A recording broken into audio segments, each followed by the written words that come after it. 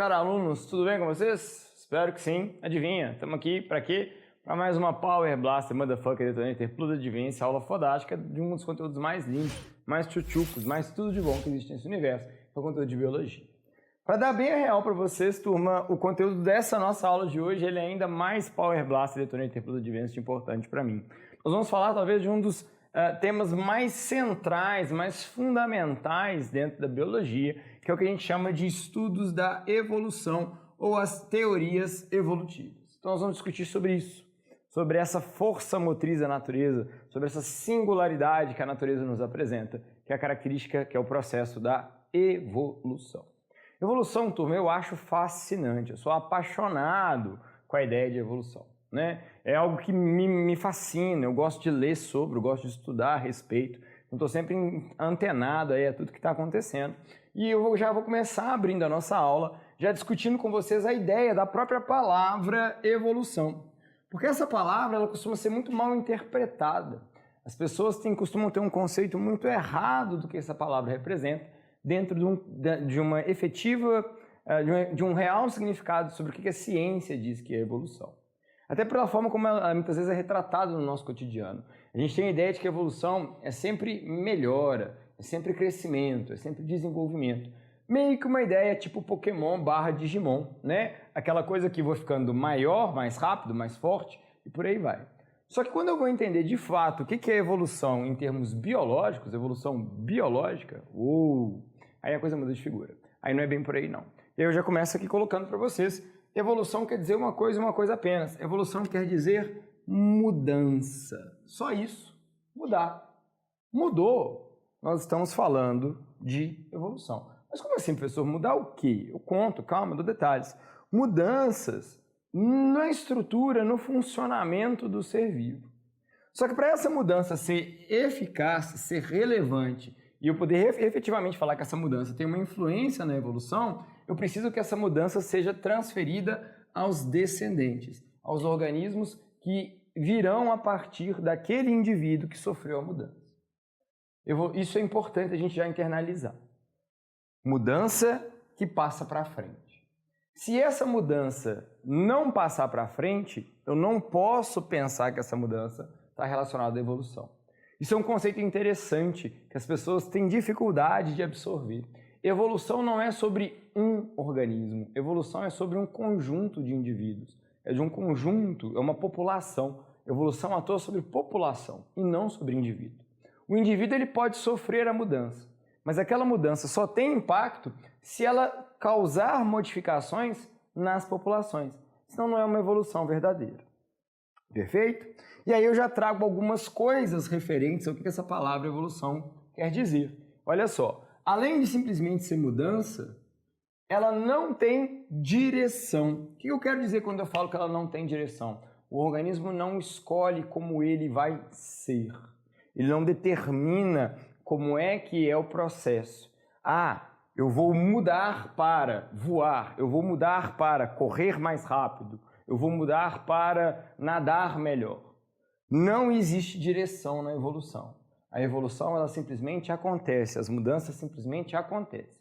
E se são benéficas ao organismo, ótimo. Se não são, não serve. Perfeito? Outro ponto relevante, e já comentei, não é sinônimo de melhora. Tá? Evolução é simplesmente mudar. Não quer dizer porque o organismo evoluiu que ele melhorou, que ele está melhor. Apesar de, na maior parte das vezes, a gente conseguir, ao estudar a evolução, perceber melhorias, organismos passaram a ser capazes de fazer coisas que ele antes não fazia, eu não preciso de pensar que evoluir é sempre ficar melhor. Perfeito? Não é um processo substitutivo. O que isso quer dizer? Se um organismo mudou, não quer dizer que automaticamente quem veio, quem está ali e não tem aquela mudança vai desaparecer. Não é um processo que envolve deixar de existir. Um conceito muito errado que as pessoas têm de evolução é aquela ideia que a evolução funciona tipo aquele desenho que você já deve ter visto. Tem um primata bem com cara de macaco, assim, algo parecido com um chimpanzé, andando meio que sobre 4 patas, apoiando assim, né, os membros. Aí no próximo desenhozinho, então ele começa todo assim, encolhidinho, aí no próximo desenhozinho ele já está um pouquinho mais ereto, aí no próximo ele vai ficando mais, até que chega o ser humano andando assim, né? Dando uma ideia de quê? De que está ocorrendo esse processo de substituição. Uma espécie que deu origem a outra espécie, que deu origem a outra espécie, que deu origem a outra espécie. Isso não é evolução de verdade. Evolução não é um processo substitutivo. E por último, e não menos importante, aliás, pelo contrário, fundamental que a gente entenda, quando a gente fala de evolução, a gente está falando de um processo que, olha só, turma, presta atenção, acontece com todos os seres vivos. Não existe, atenção a isso aqui, não existe nenhuma forma de vida no nosso planeta que não possa passar pelo processo de evolução. Todas as formas de vida são perfeitamente capazes de evoluir, inclusive a nossa. Provavelmente, inclusive, a nossa espécie vai mudar. Aliás, que nada. Provavelmente não, ela vai mudar, ela já mudou e vai continuar mudando. E pode chegar num ponto que outras espécies possam surgir a partir da nossa. Igual já existiram outras espécies de ser humano na história do nosso planeta. A gente tem registro aí de pelo menos 7 espécies diferentes de seres humanos que já coexistiram entre si, não necessariamente com a nossa espécie. A nossa espécie, a gente sabe, por exemplo, que o Homo neanderthalis, né, que é um outro tipo de ser humano, coexistiu com a nossa espécie por um bom tempo, inclusive, né? Ou seja, está acontecendo aí com todas as formas de vida o tempo inteiro. Trouxe aqui, então, nesse primeiro momento, uma discussão sobre o que a palavra evolução quer dizer, mas eu até agora não expliquei para vocês como efetivamente ela acontece. E é um dos temas da nossa aula, aliás, é o título da nossa aula, né? São as teorias evolutivas. E é isso que a gente vai começar agora a falar. Nós vamos discutir nessa aula, gente, 2 teorias evolutivas. Quais são as 2 teorias evolutivas que nós vamos discutir? A primeira é o que a gente chama de Lamarckismo, que é proposta por Jean-Baptiste Lamarck, tá? Um naturalista que se propõe a pensar sobre as mudanças que os seres vivos podem vir a sofrer. E num segundo momento, no nosso segundo quadro, nós vamos discutir uma outra forma, uma outra teoria evolutiva, que a gente vai chamar de darwinismo, proposta por Charles Darwin. Essa é a mais famosa, né? Mas que aparece em questões tanto o lamarckismo quanto o darwinismo. Nós vamos entender as diferenças entre elas e por que a gente dá mais ênfase a Darwin, mas ainda assim continua citando Lamarck, beleza? Então vamos lá, vamos por etapas, vamos começar discutindo aqui então a ideia do Lamarck, que a gente chama de lamarckismo. Lamarck, primeira coisa que eu já quero começar dizendo para vocês, ele é um naturalista que propõe que os seres vivos podem mudar, só que ele erra na explicação de como os seres vivos podem mudar. Mas ele tem muito mérito de ser um dos notórios a propor a ideia de que os seres vivos eram capazes de mudar. Se a gente olha para a história da ciência, o pensamento vigente por boa parte da modernidade, não só da modernidade, mas até mesmo anterior à própria ideia da modernidade, né, o pensamento vigente no estudo dos seres vivos era de que os seres vivos sempre eram da mesma forma. Até por uma questão religiosa mesmo, a ideia fixista que a gente chama, né, de que os seres vivos sempre foram da mesma forma, era o que era mais comum, era o que era mais aceito dentro da comunidade científica. Só que o que a gente começou a perceber? À medida que os nossos estudos acerca das características dos seres vivos se aprofundavam, a gente começou a perceber que, peraí, esse negócio de ser vivo ser sempre da mesma forma não faz muito sentido não. Vamos por etapas, está errado. A gente acredita que os seres vivos mudam. E o Lamarck tem o mérito dele de falar o seguinte, não, eles mudam sim, e eu vou explicar como eles mudam. Essa que é a ideia do Lamarck, explicar como eles mudam. E ele usa de 2 estratégias, ele usa de 2 formas para explicar esse processo de mudança. Lei do uso e do desuso e lei dos caracteres adquiridos. A ideia para explicar o processo de mudança gira em torno dessas 2 ideias. Lamarck é um cara que acredita em direção no processo evolutivo. Lamarck acredita que o ser vivo escolhe como vai acontecer a sua mudança. Isso já é argumento suficiente para dizer para vocês que Lamarck está enganado, que Lamarck está errado. Aí você pode virar para mim e falar assim, não, professor, se ele está errado, Então, por que a gente está se dando ao trabalho de discutir sobre ele? Por que a gente está se dando ao trabalho de falar sobre Lamarck? A gente deveria ignorar ele, não? Já que ele está errado? Não. Por que não? A gente já viu aparecendo aí em diversas avaliações, né, a ideia lamarquista, e boa parte das pessoas tendem a enxergar a ideia de evolução por um viés lamarquista, acreditando que a gente é capaz de mudar, de escolher como seremos, os seres vivos escolherão como serão. Por isso que é interessante a gente entender o que Lamarck propõe. Primeira coisa, então, que Lamarck está propondo está aqui, ó, lei do uso e do desuso. O nome já ajuda bastante a gente a perceber o que é, né? O que eu quero dizer quando eu falo lei do uso e do desuso? Uso, eu vou usar uma determinada estrutura do meu corpo, e se eu usar essa determinada estrutura do meu corpo com bastante frequência, o que vai acontecer com ela? Ela vai se desenvolver cada vez mais. Ela vai ficar melhor, maior, mais rápida. É isso que quer dizer lei do uso. E o desuso? Ao contrário. Aquela estrutura que eu não uso, que eu não tenho o hábito de usar, vai cada vez mais ir atrofiando, atrofiando, atrofiando, até desaparecer. Vamos trazer um exemplo prático de como é que Lamarck explicaria as mudanças nos seres vivos? Muito bem, eu sou um animal que mora em caverna. Como eu sou um animal que mora em caverna, não entra muita luz dentro da caverna, então os meus olhos são cada vez menos utilizados. Não faz muito sentido. Por quê? Porque não tem luz. Como não tem luz, eu não tenho por que ficar usando os meus olhos. No entanto, eu consigo me orientar muito bem por meio do som. Então eu emito sons pela minha boca que ricocheteiam nas paredes e esses sons voltam até o meu ouvido e eu consigo me localizar dentro da minha caverna. Estou usando menos meus olhos, desuso dos olhos. O que vai acontecer com ele? Ele vai começar a atrofiar. Estou usando mais o meu ouvido, estou usando mais a minha voz, estou usando eles cada vez mais. Vai acontecer o quê? Eles vão hipertrofiar, eles vão se desenvolver cada vez mais. A lei do uso e do desuso fala sobre isso. Só que a lei do uso e do desuso não é suficiente para explicar como é que se dá o processo de evolução. Porque repara que eu preciso de transferir as minhas características para os meus descendentes para que a evolução seja verdadeira. Então eu parei de usar meus olhos começaram a atrofiar, e aí a gente já entra na lei dos caracteres adquiridos. Esse meu olho que atrofiou porque eu estou usando menos, os meus filhotes já irão nascer como? Com esses olhos atrofiados iguais a mim. É isso que eu quero dizer quando eu falo lei dos caracteres adquiridos. A minha característica que eu adquiri por não estar usando o meu olho, os meus filhos já nascem com essa característica, já estão com essa característica. Caracteres adquiridos. Deixei de usar, atrofiou, atrofiou, atrofiou, atrofiou, atrofiou.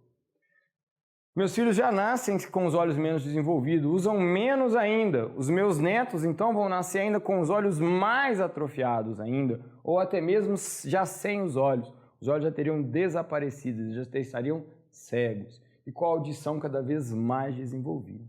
Repara como mesmo para Lamarck, a ideia de evolução envolve a transmissão de característica. Eu tenho que passar minha característica adiante. Não adianta a característica estar só em mim.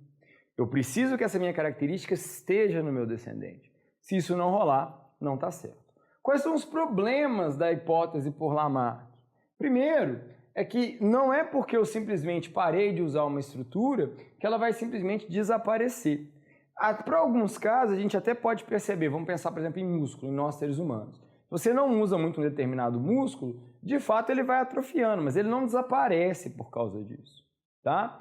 Outro erro grave que a gente observa na ideia de Lamarck, o organismo ele tem essa opção de escolher como ele vai ser.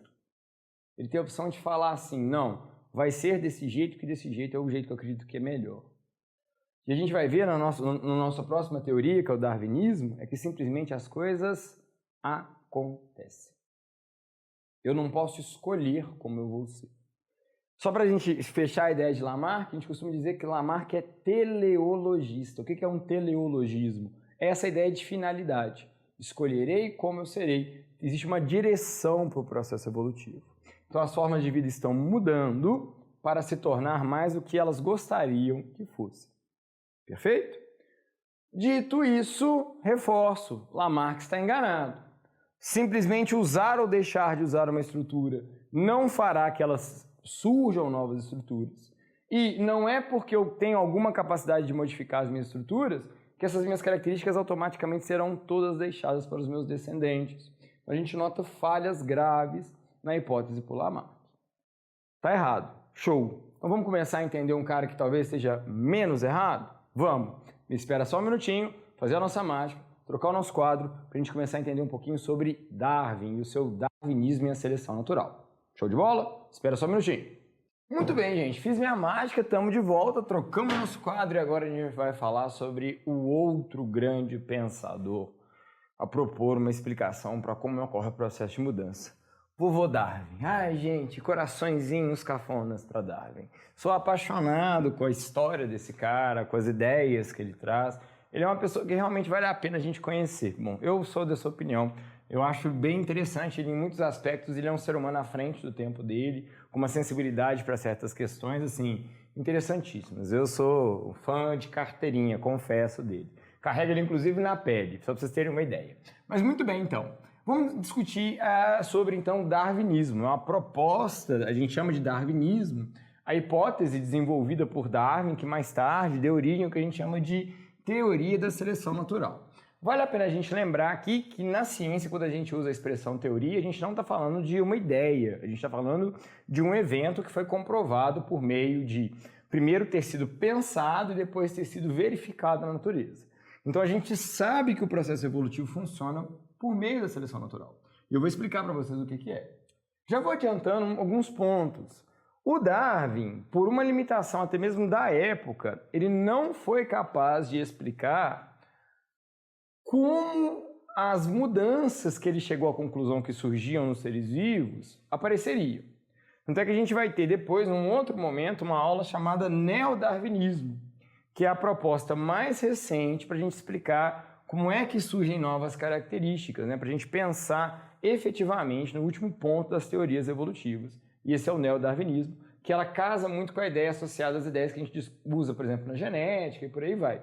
Por quê? Não é porque Darwin propõe isso aqui, alguns pensadores naturalistas da época já tinham a ideia de que existiria alguma estrutura relacionada à determinação das características que mais tarde seria o DNA.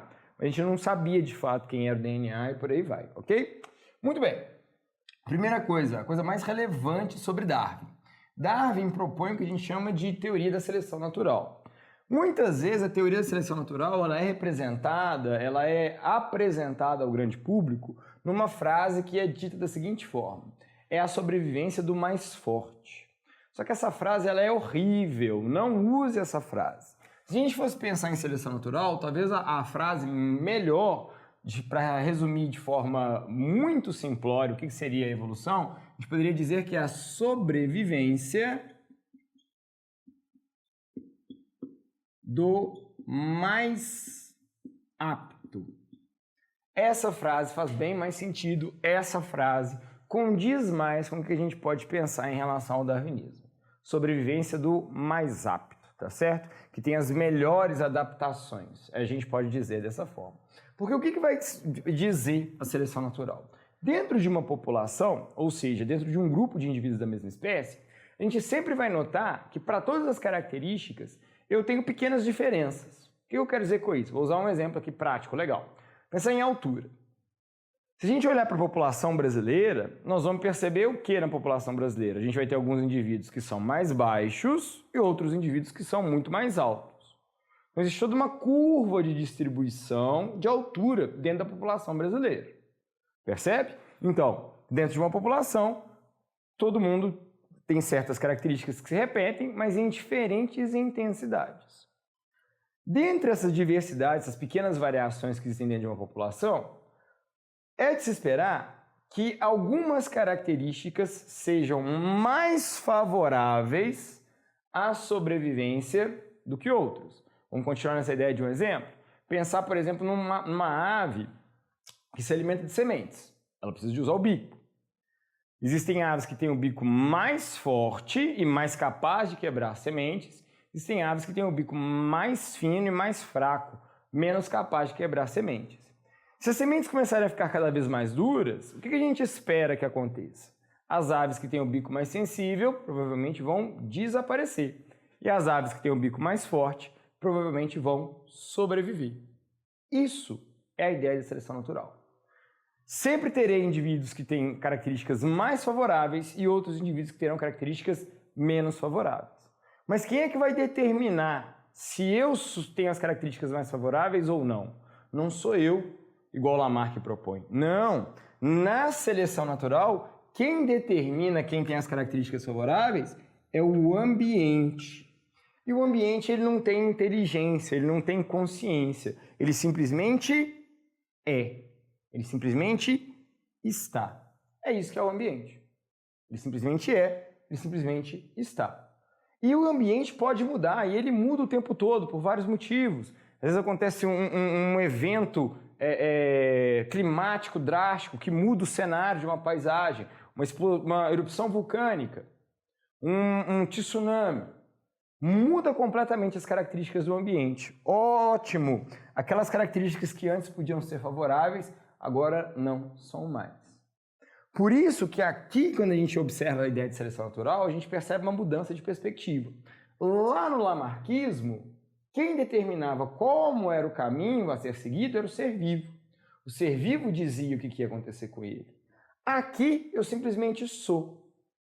Quem determina se eu sou capaz de sobreviver ou não é o ambiente que eu estou inserido e se eu tenho ou não essas características favoráveis. Para Darwin chegar nessa conclusão, ele deu um rolê impressionante. Viajou, entrou num barco, o HMS Beagle, deu um rolê por quase todo o planeta, passou por aqui, por nós aqui no Brasil, Rio de Janeiro, Salvador, passou pelo Pacífico, subiu na América Latina e principalmente teve a oportunidade de conhecer as Ilhas Galápagos, que é uma das ilhas que ele mais é referenciado devido ao trabalho que ele fez com alguns pássaros ali daquela ilha. Beleza? Ele não só teve a oportunidade de vivenciar, de ver de perto a grande diversidade de formas de vida que existia no planeta, como ele também ele era um aluno muito assíduo, ele entrava em contato com diferentes tipos de literatura.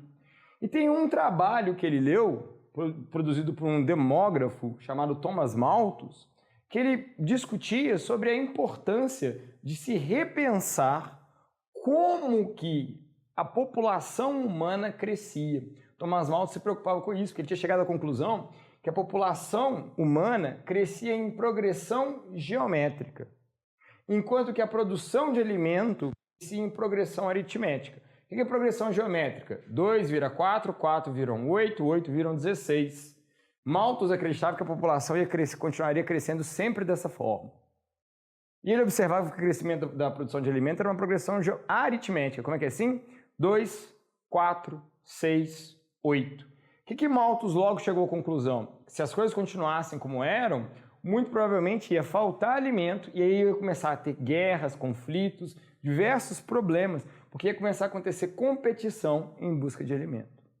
Darwin percebe que a competição, esse conceito que a gente discute dentro da ecologia, é uma grande força motriz da evolução. Porque, olha, se os indivíduos tendem a competir, aqueles que têm as características mais favoráveis vão sobreviver, aqueles que não têm, provavelmente não vão deixar descendentes. Isso é a base da ideia da mudança que Darwin espera encontrar nos seres vivos. Reparem o seguinte, já que eu tenho um favorecimento das características favoráveis, é de se esperar que com o passar do tempo eu comece a acumular cada vez mais características favoráveis que vão me levar à minha sobrevivência. Essa é a ideia central para Darwin. Perfeito?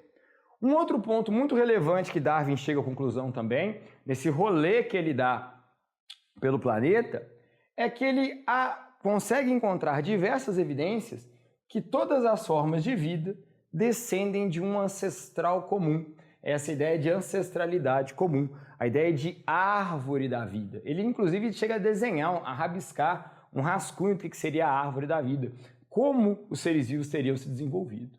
E diversas evidências reforçam essa ideia para ele. Por exemplo, encontrar fósseis. São esses registros de vida que muitas vezes apresentam formas de vida que não existem mais no planeta. Esses fósseis, inclusive, são fortemente corroborados por dados geológicos que mostram eras passadas que apresentavam um planeta com características muito diferentes das que nós temos hoje. Além disso, na hora que a gente vai estudar certas formas de vida, a gente consegue observar uma ideia de comparação entre estruturas anatômicas. Por exemplo, se eu pegar o desenho da minha mão e comparar com o desenho da asa de um morcego, dá para perceber direitinho que as mesmas estruturas que estão aqui na minha mão estão lá na asa do morcego, que também são as mesmas estruturas que estão lá na nadadeira de uma baleia. Ora, se nós compartilhamos tantas estruturas assim em comum, deve ser porque em determinado momento nós temos um ancestral em comum. Esse é um ponto central. Aqui é um dos grandes problemas que as pessoas que não entendem a ideia do darwinismo costumam criticar o darwinismo. Lembra que eu comentei no início da nossa aula que existe uma ideia de substituição? As pessoas pensam que a ideia de evolução envolve isso, uma espécie substituir a outra, e não. O grande ponto que Darwin traz é que nós descendemos de um ancestral comum. E desse ancestral comum houveram ramificações que deram origem às mais diferentes espécies. Nós não viemos do macaco. Na verdade, nós somos macacos, essa que é a verdade. Mas hoje, os macacos que existem aqui no planeta, por exemplo, o chimpanzé, em algum momento, nós e os chimpanzés éramos, na verdade, a mesma espécie. Só que com o passar do tempo, o que foi acontecendo? Foram se ramificando e a gente compartilhou esse ancestral comum.